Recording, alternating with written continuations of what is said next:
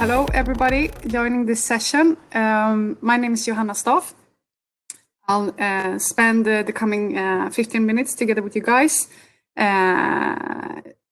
sharing some of my learnings from how a big industry corporate can act and think like a startup. So I'm going to share my screen, share a presentation, and we'll kick off from there. Okay, I hope you can see my window now, or the presentation. So I'm Johanna Staaf. I currently run the innovation lab for Ahlsell. I'll share my learnings around how a big industry corporate can act and think like a startup, mainly based on my own learnings. I think there is a lot of theory going on in this area, a lot of best practices, but what I will share is the best practices based on my own experience, having worked in the corporate world for the past 15 years within media and telecoms, and now in the construction industry. I think what is the common thread in my work life is that I've been in industries when they were just at the brink of going through digital transformation. So there's a lot of learnings that I've made. And I think it's so interesting to see that it doesn't really matter what industry, as long as when you go through digital transformation, there are a lot of stuff happening that are quite similar across companies.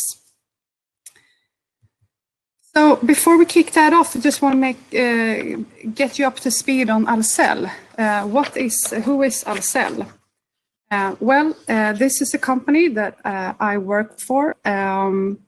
Founded in 1877, so almost 150 years old. Ahlsell is the largest Nordic distributor of installation products, tools, and supplies towards the installers and contractors and facility managers. So we actually have around 5,700 co-workers across the Nordics and 240 stores, and also a significant e-commerce. So around 30% of our turnover, which sizes up to 32 billion, around 30% of that is actually delivered through our e-commerce channel. So we've been in that space for quite a while. And as I mentioned, I head up the labs in Ahlsell.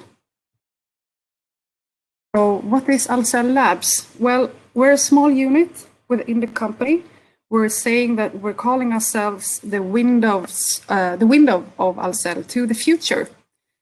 We are operating where our customers and where our organization and our partners will be in 3 to 5 years. So we're driving innovation for the whole of Ahlsell. We're driving it very hands-on. We're doing a lot of ideation, experimenting, prototyping, testing out concepts. What we don't do is invent things that are completely out of alignment with the company. Also, we don't do any white papers or strategy documents, so we're very hands-on.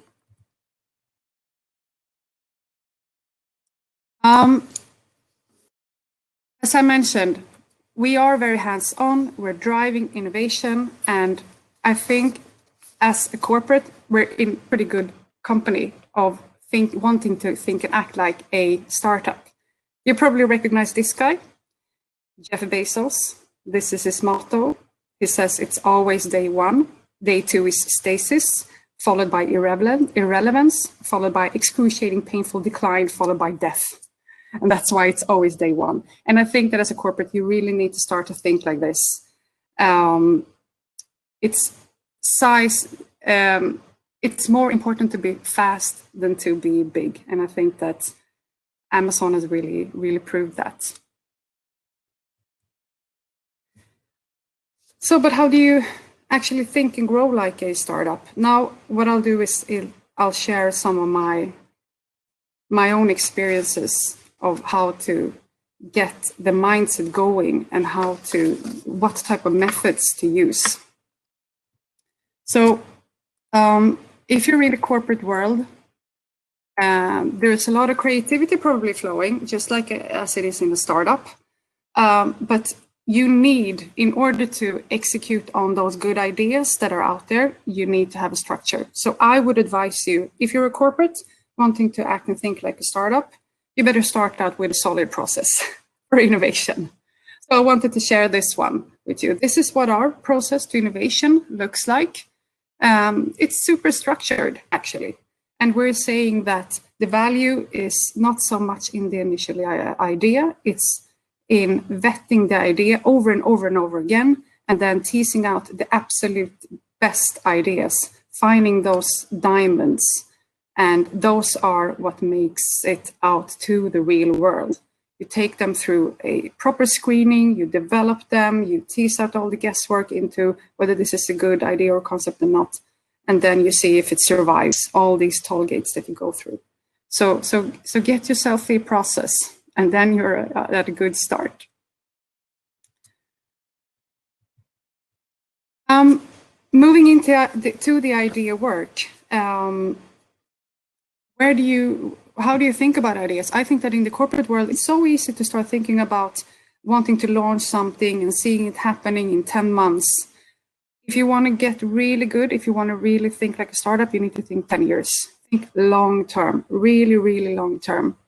And I think that there's a lot of things that you can do here if you want to engage the people in the company in thinking long term. So stuff that we do is we're doing a lot of future back planning. So future back planning exercises where you take the organization looking at where will our company be 10 years from now? What will the world look like 10 years from now? How will our users behave 10 years from now? That starts to release the mindset of the quarterly reporting and stuff like that. So really think long term. It can sound a little silly when you start, but it actually works. It frees up a lot of the roadblocks, the mental roadblocks that you have.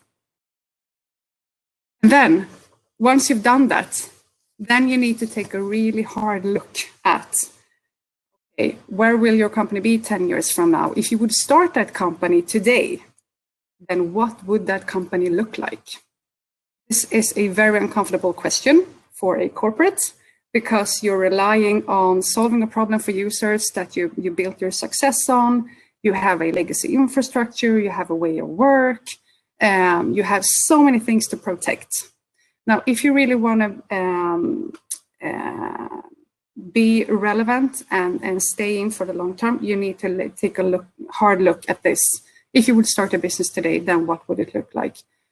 Do I actually solve a problem for my users? If my company didn't exist today, would my customers be turning to someone else? Do they actually have a problem? Then if there is a problem, then how do I solve it? You need to think about that. And also, do I have a business model that fits with it? Don't think about the business model you have today. Think about what is required in order to solve a real problem for real customers long term.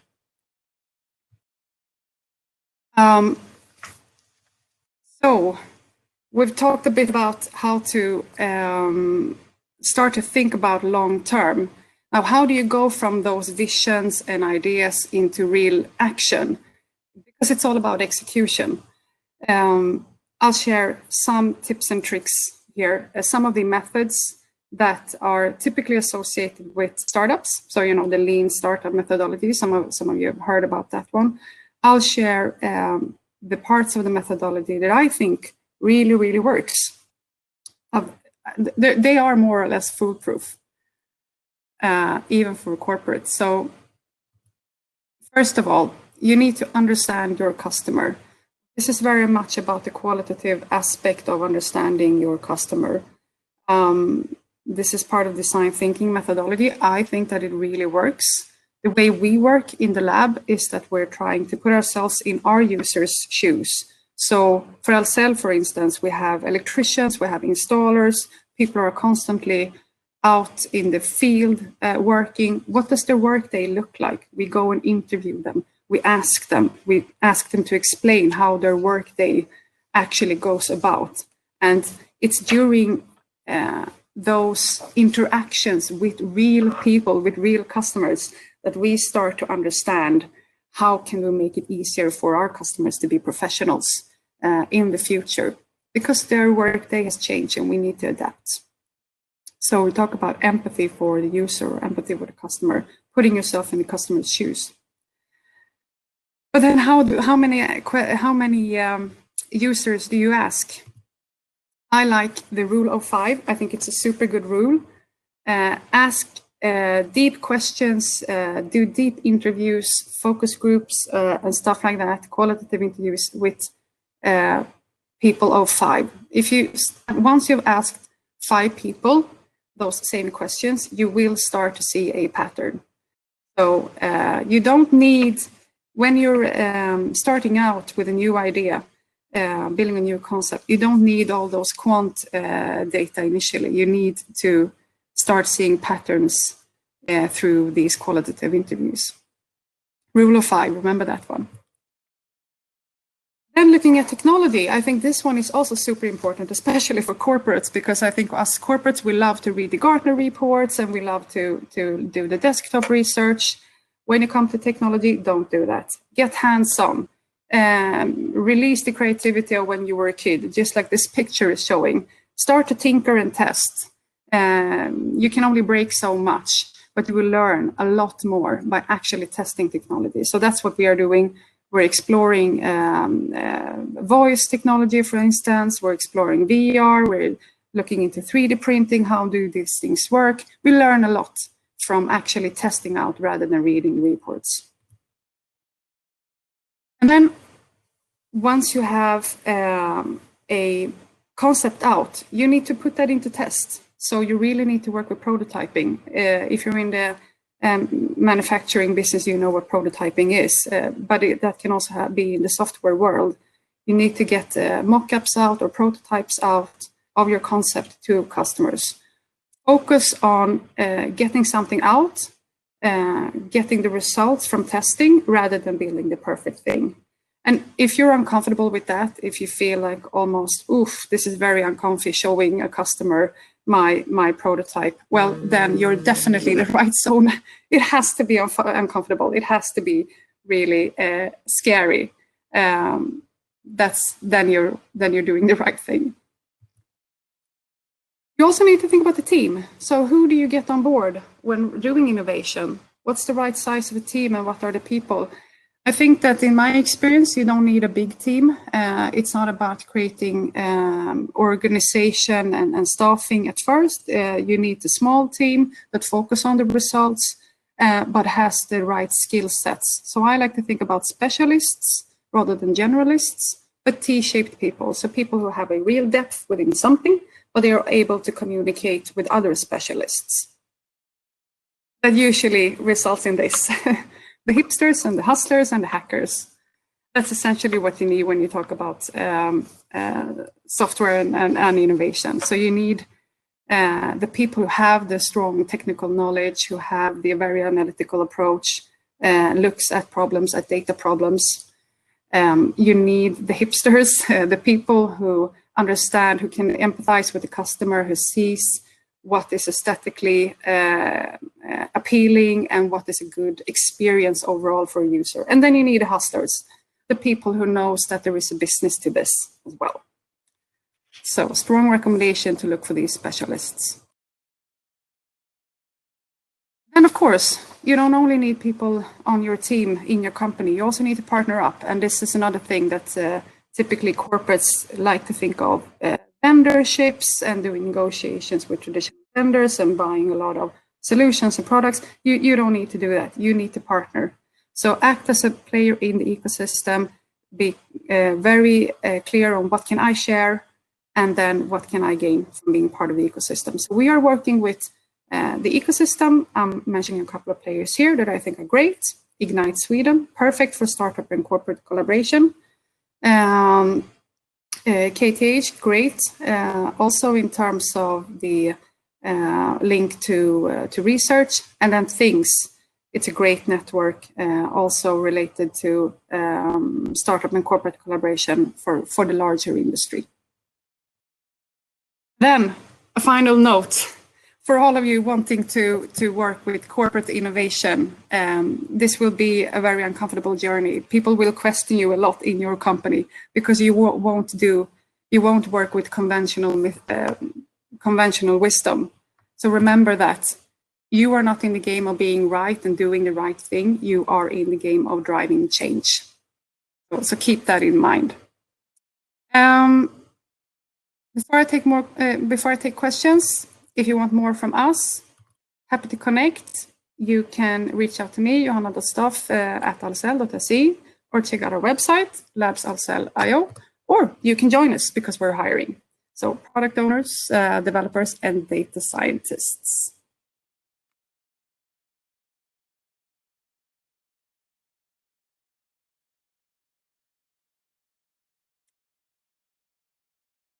Okay. Time is up. If you have any questions, I'll stick around for a while. Happy to.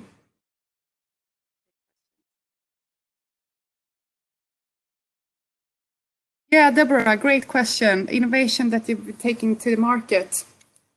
Well, we have recently launched a voice assistant within Ahlsell.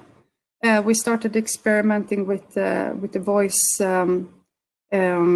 interface because we saw that our customers, in the Ahlsell context, our customers are using the mobile phone quite a lot. So we thought that it would be interesting for them to order stuff through the voice interface. And that's something that is out in the market for testing for users. So Gustav, have you tried a shadow board or anything similar? Senior board taking advice from young talents inside and outside organization? No, Gustav, we haven't, but that is a great advice. I'm thinking also in terms of kind of reverse mentoring, a similar theme. But I will see if we can make that happen. I think that is a great advice. Thanks for sharing that one. Yeah, exactly. Super success at the corporation. I totally understand that. That is also in addition to exploring with technology, other stuff that you don't need to do is maybe you don't need to read so much about the future. You can just ask younger people and then you will see the future just by asking them. So I understand why that worked. Yes, Andreas, when looking at your process, what is the time scale you usually work around? We try to work as fast as possible, but it really depends on the level of involvement from the organization. So I mentioned there about team. We're trying to build autonomous teams that have autonomy over kind of decisions that they make and the technology that they choose and so on. So I think that it actually depends. Fastest prototype, 2 weeks. Longest concept, 9 months. It varies. So Magnus, have you piloted any new product services with actual revenue streams, payments? No, Magnus, we haven't yet. We haven't. We are 2 years down the road with Ahlsell Labs. I want to give us 3 years before we can talk about revenue because we're looking into a 3 to 5 year context of everything. So 3 years, 3 to 5 years before stuff turns mass market. So yet to be seen. Thomas asks, if we've taken part of Ignite Sweden's matchmaking? Yes, we have. I highly recommend it. Do reach out to the team in Ignite Sweden if you're a corporate looking to involve with startups and starting to understand how to collaborate. They are great for doing that. They have tons of experience. So Marcus is asking if logistics and supply chain are part of the areas we're exploring. Yes, it is.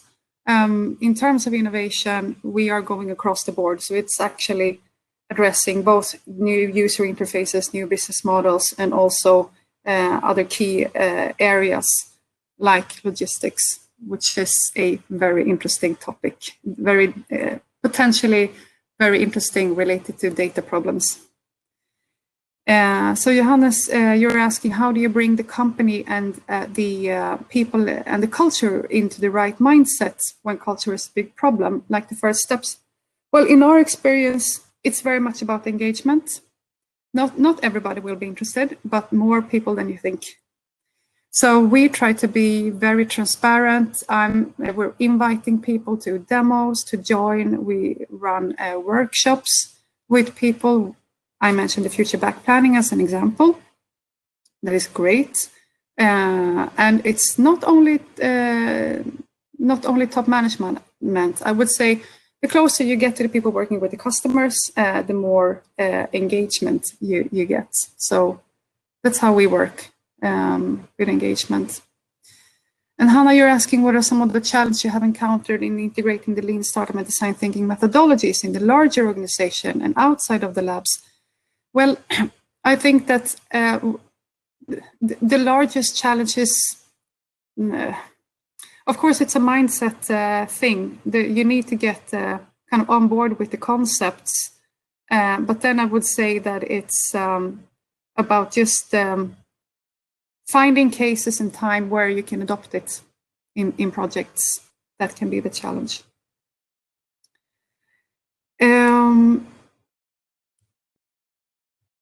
So another question, any technological innovation to support environmental sustainability?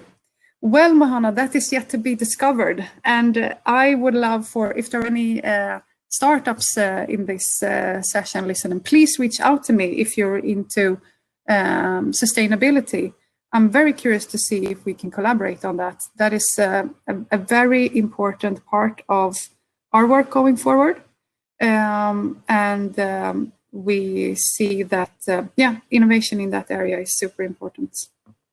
Have nothing yet, but yeah.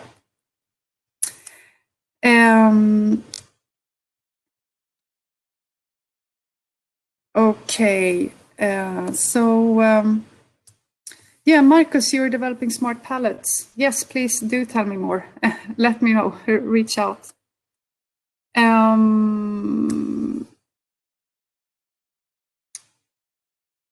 Yes, Anders, you're talking about diversity, diversity and psychological safety. Yes, I agree. That is super, super important, not only in your core team working with innovation, but definitely when you're expanding and inviting people in the larger organization, you need to create a psychological safety. We try to do that by not making technology and innovation sound more difficult than it is. We're trying to promote willingness to test and fail, because fail isn't failure, or doing a mistake is not a failure, it's about learning. So yeah, I agree that that is a very important part. Yes, okay, Deborah, no, I'm not familiar with TechLeap. But please do share with me. I'm curious. And then sustainability, yeah, I'd be happy to connect on that. Magnus, you're in an industry collab. I would be happy to join. Let's collaborate on that one. Okay. I think my session is up. So happy that you joined. It's probably time to wrap up now for me. You can find me on LinkedIn. You can find me on johanna.staaf at ahlsell.se, and also our website, labsahlsell.io. So please reach out. Okay, have a great conference. I'm leaving the session now.